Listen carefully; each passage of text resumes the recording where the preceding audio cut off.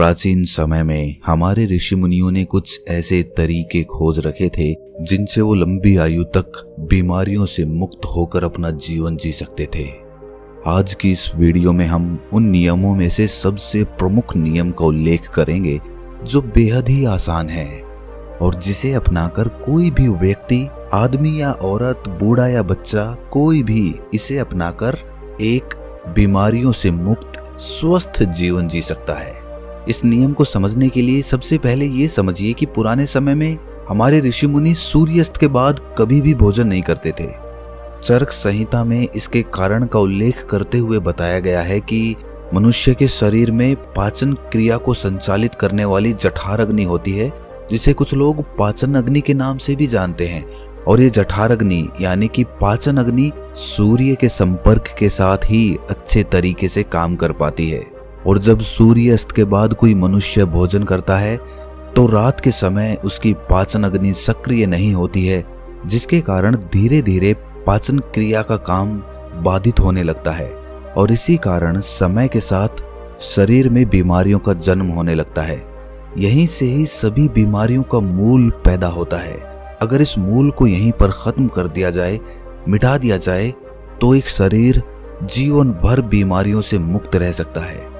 अब समझने की बात यह होती है कि जब हमारी जठर अग्नि यानी कि पाचन अग्नि अच्छे तरीके से काम नहीं करती है तो हमारी प्राण शक्ति को काम करना पड़ता है और हमारी प्राण शक्ति एक बार में एक ही कार्य अच्छे तरीके से कर सकती है। जब हमारी प्राण शक्ति पाचन क्रिया में लग जाती है तो हम गहरी नींद नहीं ले पाते हैं और इसी वजह से 8-8, 10-10 घंटों की नींद लेने के बाद भी कुछ लोग सुबह उठते हैं तो थका थका महसूस करते हैं। इसका कारण यही होता है, प्राण शक्ति की जो ऊर्जा रात के समय हमारे शरीर को अंदर से ठीक करती है, उसे रिपेयर करती है, तो यही ऊर्जा रात के समय जब मनुष्य सोता है उस समय ये उसके शरीर की बीमारियों को ठीक करने में अपना समय लगाएगी और धीरे धीरे समय के साथ आपका शरीर अपने आप अपनी बीमारी ठीक कर लेगा। लेकिन इसके लिए आपको अपनी रात्रि का भोजन सूर्यास्त होने से पहले करना है ताकि आपकी जठर अग्नि, जो कि सूर्य के संपर्क में ज्यादा अच्छे से कार्य करती है, वो आपके भोजन को जल्दी पचाने में आपकी मदद करेगी और जिसकी वजह से आपकी प्राण शक्ति दूसरा कार्य कर सकती है। मान लीजिए आप शाम के 6 से 7 बजे के बीच में भोजन करते हैं, उसके बाद आप 9-10 बजे के करीब सोने जाते हैं, तो ये जो 2-3 घंटे होते हैं इसमें आपका ज्यादातर भोजन पच चुका होता है और बाकी का भोजन रात्रि के 1 बजे तक पूरी तरह से पच जाता है और उसके बाद आपकी प्राण शक्ति आपकी बॉडी को रिपेयर करने में लग जाती है, आपके शरीर की बीमारियों को ठीक करने में जुट जाती है। और यही वो समय होता है जब आपका शरीर खुद को डिटॉक्स करना अपने आप शुरू कर देता है। इसी प्रक्रिया को अर्ध उपवास कहा जाता है, जिसकी पूरी अवधि 16 घंटे की होती है। लेकिन जो लोग दिन में 16 घंटे उपवास करने में सक्षम नहीं हैं, वो 12 घंटे से शुरुआत कर सकते हैं। यानी कि अगर आपने रात्रि को 7 बजे भोजन किया है तो आप अगले दिन सुबह 7 बजे ही भोजन करें, जिससे कि आपकी बॉडी को तकरीबन 6 घंटों का समय मिलता है खुद को रिपेयर करने का। इस अर्ध उपवास में हमारे शरीर में क्या प्रक्रिया घटित होती है, पहले इसको समझिए। जब हम अर्ध उपवास करते हैं तो हमारे शरीर को पूरी तरह से भोजन नहीं मिलता, इसीलिए शरीर अपनी जरूरतों को पूरा करने के लिए अपनी कोशिकाओं में जो बैक्टीरियाज होते हैं उनको ही खाना शुरू कर देता है और इसी वजह से हमारी कोशिकाओं का अपने आप शुद्धिकरण होने लगता है। वैज्ञानिक भाषा में इसे ऑटोफेजी कहा जाता है, जिसका मतलब होता है बॉडी को सेलुलर लेवल पर डिटॉक्स करना।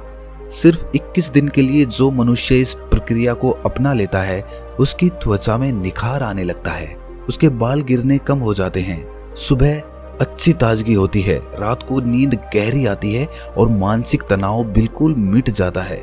कुछ लोगों को लगता है कि अर्ध उपवास करने से उनका शरीर कमजोर हो जाएगा, लेकिन अर्ध उपवास करने से शरीर का फैट कम होता है, मसल्स लॉस नहीं होता और मसल्स लॉस नहीं होता इसीलिए शरीर की क्षमता अपने आप बनी रहती है।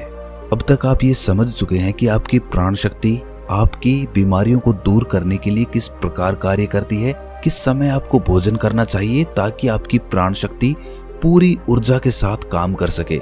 ये हम समझ चुके हैं, लेकिन इसके बाद जो समझने वाली बात है वो ये है कि आज के समय में काम करते करते आदमी अपनी दैनिक दिनचर्या बिल्कुल छोड़ देता है। वो किस प्रकार सही समय पर भोजन करे अगर वो रात के समय काम करता है तो वो किस प्रकार भूखा रहे, क्योंकि उसे तो आदत हो चुकी है रात के समय देर से खाना खाने की।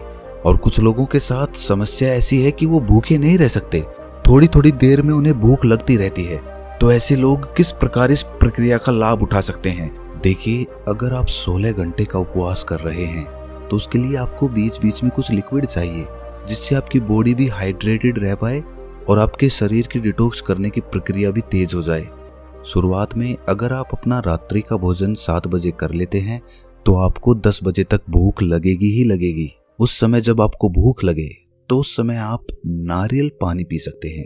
इससे शरीर में बहुत सारे लाभकारी फायदे भी होंगे और आपकी डिटॉक्स की प्रक्रिया तेज हो जाएगी। इसके अलावा आप कॉफी भी पी सकते हैं। और जिन लोगों का वजन ज्यादा बढ़ा हुआ है, जो अपने वजन को कम करना चाहते हैं, ऐसे लोग थोड़े गर्म पानी में 1 नींबू निचोड़कर उसको पी सकते हैं। इससे उन्हें अद्भुत लाभ होंगे। कुछ ही दिनों में वो पाएंगे कि उनके शरीर का वजन कितनी तेजी के साथ घट गया है। लेकिन जिन लोगों को ठंड जल्दी लगती है, जुकाम जल्दी होता है, खांसी हो जाती है, बुखार हो जाता है, तो ऐसे लोग रात में पानी में नींबू निचोड़कर कभी ना पिएं। रात को त्रिफला चूर्ण भी लिया जा सकता है, जो कि बहुत लाभकारी होता है। मैंने अपनी बहुत सारी वीडियोज में उसके बारे में चर्चा की है और किसी वीडियो में उसके बारे में पूर्ण तरीके से हम चर्चा करेंगे। वो आपके शरीर को डिटॉक्स करने में उसकी बहुत सहायता करता है। सुबह आपका पेट अच्छे से खाली होगा अगर रात को आप त्रिफला चूर्ण लेकर सोते हैं तो।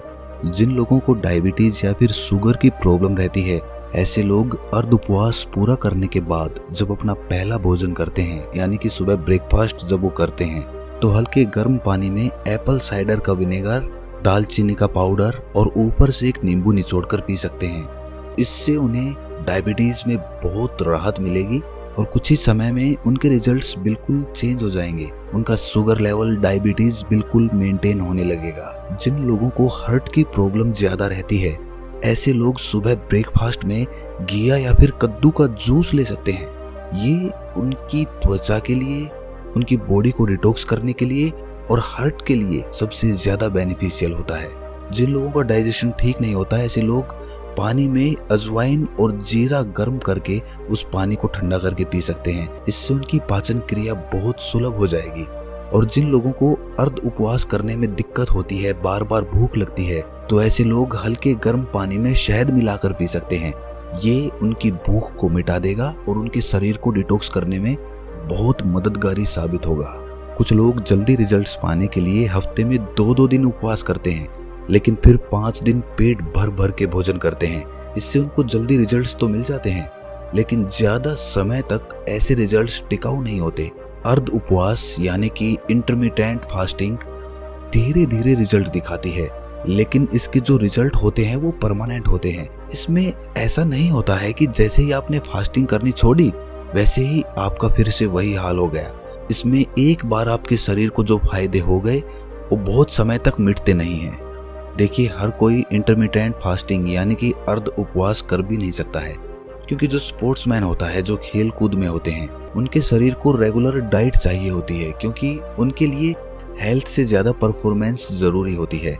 इसी तरह बच्चों को भी अर्ध उपवास नहीं करना चाहिए। और जो लोग डायबिटीज के पेशेंट हैं, जिनका शुगर लेवल गड़बड़ रहता है, ऐसे लोगों को अगर अर्ध उपवास करना है तो समय समय पर अपना sugar level, blood sugar level check करवाते रहिए। जो लोग अर्ध उपवास का सही तरीके से पालन करते हैं, उनके शरीर की 80% बीमारियां खुद ही ठीक हो जाती हैं। और जिन लोगों को कोई बीमारियां नहीं होती, ऐसे लोग अर्ध उपवास करके अपनी बॉडी को डिटॉक्स कर सकते हैं, जिससे कि भविष्य में उनको कोई बीमारियां नहीं होंगी। यही हमारे ऋषि मुनियों का जीवन भर स्वस्थ रहने के लिए अचूक मंत्र था, जिसका आयुर्वेद चरक संहिता हर जगह उल्लेख मिलता है। चरक संहिता में अर्ध उपवास के साथ एक और नियम जोड़ा गया था, लेकिन वो आज के समय में संभव नहीं है। लेकिन फिर भी मैं आप लोगों के सामने उसका उल्लेख करना चाहता हूँ, शायद कुछ लोग उसका पालन कर पाएं। और अगर आप पालन कर पाते हैं या नहीं भी कर पाते हैं तो कमेंट सेक्शन में जरूर बताना।